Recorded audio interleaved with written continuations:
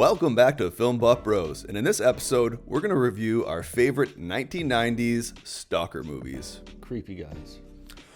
I'm going with Cape Fear. There's a lot to choose from. It seems like there was a very common theme or genre in the 90s. Cape Fear, a lot of not whip zooms, but like whip pans, kind of combined with zooms. Yeah.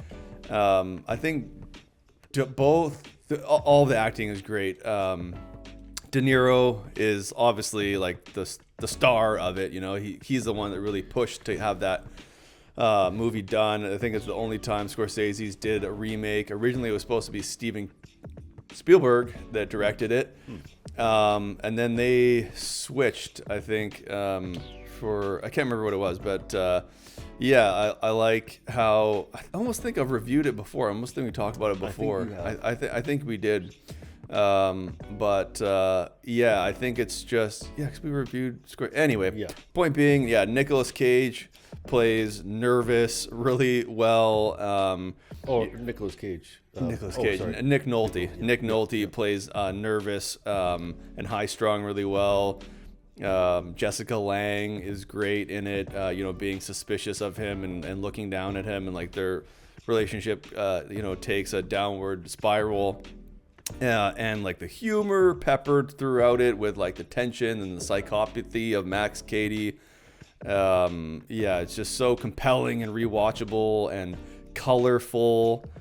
And Juliette Lewis is also very believable in it. Every performance is super believable. The girl who Martin Scorsese was dating at the time, the girl who refused to eat human flesh in Alive, she's really good in it. Just like, they're just so like dynamic, the characters. She goes from being like very outgoing to just like utterly shattered.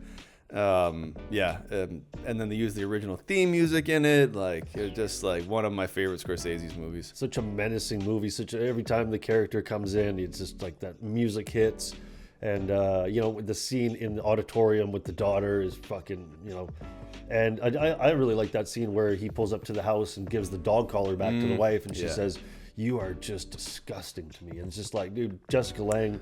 So much conviction, just so believable. Working on those pesky little sketches. Oh man, and his accent and everything, where he's talking to the cop at the waterfront there, and he's like, "You better, But Cape Fear, must see. Yeah. This is like a TV movie, surprising, based on a true story called Stalking Laura, but it's also called I Can Make You Love Me. Like a lot of these TV movies had like multiple titles, alternate titles. Yeah, it's based on a true story, but I wouldn't recommend. Like, I went in blind, so I didn't know it was a true story. So if you look it up on Wikipedia, you're going to find out like what happens. So I would just go into the movie blind if you can. It's, again, over the top, immediately gets into this overbearing forward character who's delusional, dangerous, and he doesn't take it up a notch. He takes it up like 3 or 4 notches every time. And one of the lines he says to her is like, we're going to have a problem if you're not going to take my advances seriously and go on a date with me and all this stuff. So it's just absurd, but great editing and pacing, great score, great cinematography.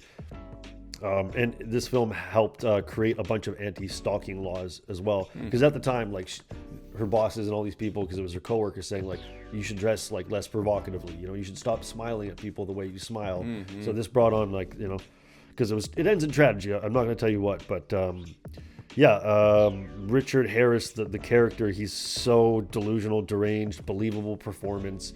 Really, just the creepiest. Like, just has no clue like about human, social fucking anything. Like he's scary in this movie, but highly recommend Stalking Laura.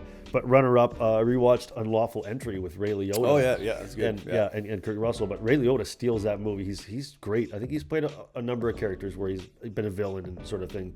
And this, he's a cop, so he's in a position of power and trying to help people, but he's stalking this guy's wife and him as well. And highly recommend Unlawful Entry. Just I haven't watched it for years, and a great runner-up.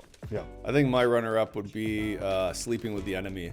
I haven't seen that one yet. Yeah, the guy that plays like the jealous husband or whatever, or stalking husband, abusive husband. He does a really good job at conveying crazy in a poised kind of way, and Julia Roberts does a good job of playing scared and trying to like change her life. Yeah, it's a disturbing thing, that the stalking, phenomenon, and yeah, common from like what I've heard. Yeah, it's quite common. Yeah. Yeah, I would not want to be stalked. That's for sure. Yeah, no, I don't know. Yeah, some people are just not good at, not to laugh, but not good at breaking up. Just so many people, they just want to make that person who they've broken up with like their enemy, and it's just like, move on. Yeah, and even this movie, he says to her, are you trying to win? Is that what you're trying to do? Are you trying to win? And it's that's his mentality. Yeah, exactly. Yeah, it's a game. Yeah.